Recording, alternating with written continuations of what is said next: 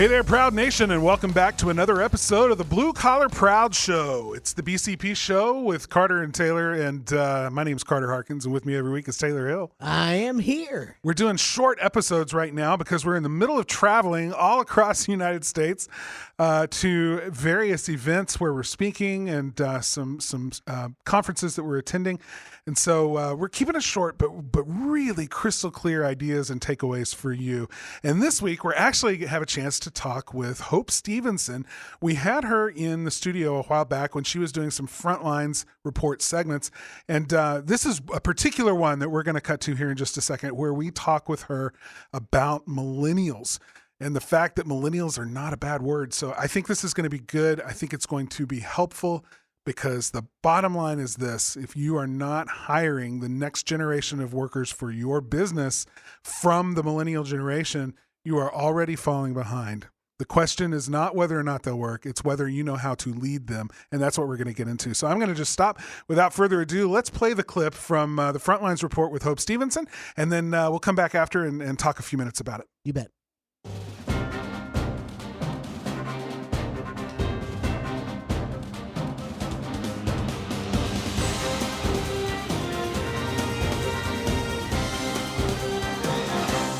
We take you now to the front lines and the ongoing battles of blue-collar business. Reporting from the trenches are the blue-collar proud advisors, coaches, and mentors leading the charge. Today's report comes from Hope Stevenson with Signature Training. It's good to have you here with us, Hope. What are you seeing out there? So I'm seeing that millennials is a good word, not a bad word. And I've talked about this before. You guys know this is kind of becoming my new passion and really a large demographic. And how can we... Usually when millennials don't succeed, it's a leadership issue, not a millennial issue. I think we use the term millennial as an excuse as owners of companies when we can't work with people. But it actually has nothing to do with age of the person. But the interesting thing is our leadership needs to change with the age of the person. They're not good or bad because of their age. It's actually on us to change our leadership. Yes. Yeah. So a couple things that I just want to talk about, because it is different to lead a millennial, but it's easy if you just try. So interestingly enough, I'll spit it out. Millennials before the age of 30, okay? So nowadays, before the age of 30, someone has usually held up to 9 jobs. That's the average. So people are staying at jobs for like 2 years now. Yeah. Google, their campus in California is amazing. It's like Disneyland work. Like they have restaurants and they have bikes and they have exercise and just like ping pong tables all over the place. I mean, it's a super fun place to work. And yet their average stay of people is only 3 years. Wow. So we got to do what we can. So let's talk about how to retain millennials. Yes. Yeah. Okay. Because there's a lot more than just fun offices that millennials care for. It's interesting. It's not all about money either. So the U.S. government... But you still have to have money. You do. Yes. Because I had a millennial say, everybody says it's not about the money, but I need the money. You gotta pay the bills. It's not only about the money, or not first about the money. Yeah. That's a good way to put it. Yeah. So it's in the top 5 of things they value, but it's not number 1. Yeah. So the U.S. government did a study, and 78% of millennials said that they would rather work at a $40,000 job they love versus a $100,000 job that they hate. So back in, old school like me, you just put your nose to the grind and the paycheck was good and it was about the work. Millennials, it's more about the actual people that they work with, like the teams that they like to work in teams, and they enjoy being at work with people that they truly enjoy. So one of the things we've done in our business is whenever we're interviewing a millennial and we think they're a good fit, we make them go to lunch with our other millennials. Nice. Because you want them to be a cohesive unit. They like that interaction between. The other big thing we've done is we've assigned teams. So we have a construction company and we, project managers, estimators. We used to give one project to one person and they would have ownership of it. And there's good in that. There's accountability in that. And it was a happy accident. People were going on vacation and no one would know what was going on their job. So we started doing teams. So now there's 2 project managers, an assistant project manager, an estimator, and they all work and they all have team names and they all work together. But the result, not only do people know about other people's jobs, but the millennials thrive in it. They love it. They learn so much from each other because they're constantly wanting to learn. Like they actually like to learn. Yeah. And that's the other big thing for us is not to get stymied into thinking, well, this millennial doesn't have this experience. They enjoy learning new things, so you can teach them any industry that you want, and they'll excel at it. And as they learn more and as they do different things, they actually do a better job for you. Yeah. So we've had a lot of success also too, switching them around, not too often. I mean, you need them to get into their groove. Sure. But they're very interchangeable, which is amazing. So that's great. The other hard thing for me as a leader, but a good thing, it's pushed me, is that, they're kind of sarcastically known as the selfie generation. But the point of that statement is that they're used to Facebook, where you make a post or you post a picture and you get people responding to it. They want likes. So millennials, you have to give them more constant feedback. Yeah. Good or bad. point. Yeah, good or bad. They're pretty cool with it, but it's not a just let them do their thing. They need more encouragement. They need more development. They need new tasks. So that has been a big thing, just the constant feedback. If a millennial, can we just say the M's? Yeah, that's fine. I think I've stumbled on that like 3 times now. The millennials too, if they have an idea and they bring an idea to you, it's really important, even if you don't take their idea, just the conversation with them of why you didn't is huge. That will show them respect. They'll keep bringing you ideas. There's Dusty Baker. He's the general manager for the Washington Nationals, the baseball team, right? And he said, years ago, I would just tell the guy, I'm moving you to third base. And the guy would be like, okay, chief. Now, with millennials, I have to diagram it. I have to tell them why and what we hope to achieve. And then he goes to third base. And that's kind of true in business too, but that's not a bad thing. It pushes you as a leader, and everyone's happier at the end. Well, you feel better too. If the job of a leader is to create more leaders, then taking that little bit of extra time to explain, here's the objective, here's why we're doing this, here's the reasoning behind it. All you're doing is training up that next generation of leadership. Absolutely. You're giving them and equipping them with what they want or what they're going to need when they step into that role and make those decisions. Right. It's a win-win for everybody. Totally. Yeah. And who, it doesn't matter what generation you are. The more information you have as of why, the reason that we just did it is because we were just taught not to ever question. Right.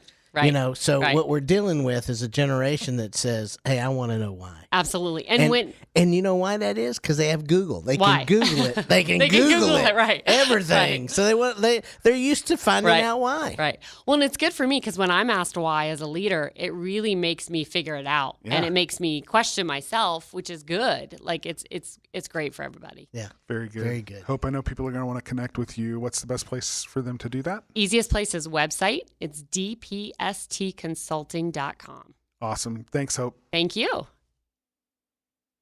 Man, she nailed it. Oh, yeah. And you know what? She has incredible insight in many, many ways. As an owner of a business is one, but also as someone who deals and coaches other businesses. Yeah. And she really got it. And the fact that it doesn't matter if you're a millennial or not, more information is always better. Well, and here's what I was struck by, because as we were listening to it and we kept, stumbling on the word millennial, and we were talking about them like they were under glass, like they were exhibits at a zoo or something, and that it felt a little awkward to me. But what I realized is human beings all want the same stuff. Sure, we all want to feel respected, communicated with, coached, led. Mm-hmm. We all want to know what the game plan is and get behind it. It's just that this generation's figured out that they don't have to do what other people are telling them to do unless those people are willing to explain why it's necessary to do it. Well, it's one of those things that for those of us that have been parents, and you're one of them, you go through a time in a child's life that every time they turn around, it's why. Yes. And the real difference, I think, is in my generation, my dad would say, because I told you to. That was the why. Right. And so you grow up with, if you're told to do something, when you grow up and you think about that, that's just crazy that you just do things just because somebody told you to. I mean, really, when you think about it. And the more information we've got this ability to find out why about so many things. And I spend a lot of my time going through encyclopedias and finding out the answer for my kids, with them and showing them how to do that so that they would be able to critically think. And I think that is the real difference. People don't understand. This generation is a great generation for critical thinking. Many of them have fantastic research skills and skills to be able to critically think through a problem. And I think we're overlooking that. And so, just give them an opportunity to show you what they can really do. But to be able to do that, you have to stop and let them know why you need them to do it. And I think that's a great trade-off. Yeah. It really is. Listen to this quote. This was from 200 years ago. Okay. I just want to illustrate the point here that people think that millennials are some oddball generation that we've never seen before and that motivating them is unlike anything we've ever had to do. It's like, no. So here's this quote from over 200 years ago from Antoine de Saint-Exupéry. Sorry if I'm mispronouncing that. He's not here to correct me. So listen to this quote. If you want to build a ship, don't drum up the men to gather wood, divide the work, and give orders.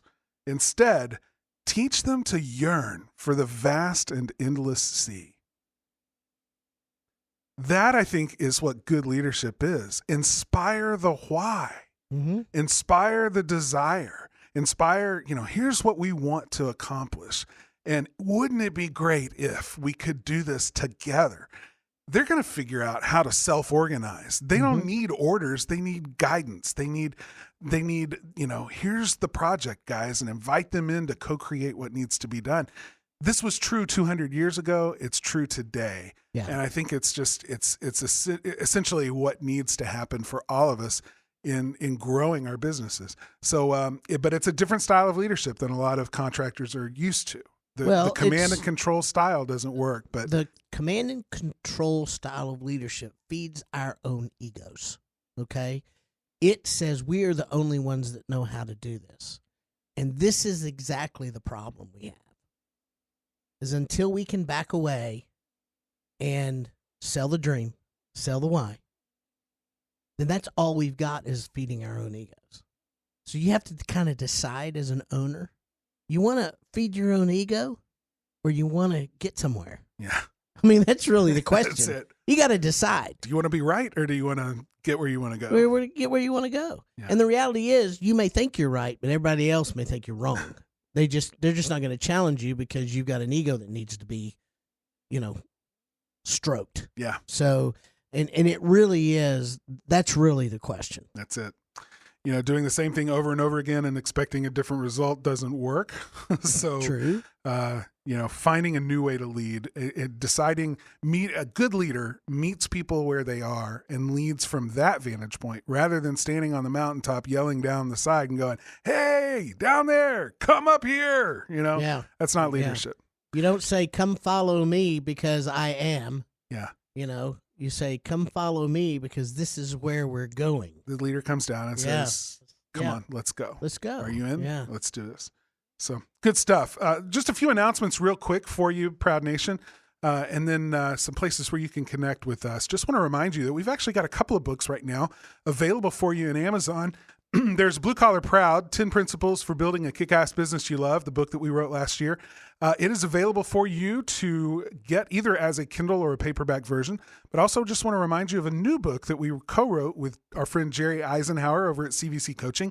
And the name of that book is Blue Collar Marketing, From Startup to Success. It outlines 3 specific points in your business where you need to shift how you handle your marketing to really level up and take it where you want it to go. So if you're just in the startup phase of a brand new business, if you've been running it for a while and you want to take it to the next level, or whether you're, the biggest fish in your ocean and you want to just dominate the market even more, here are some marketing strategies that you can begin using right now to make sure that you're covering your bases and taking it where you want it to grow.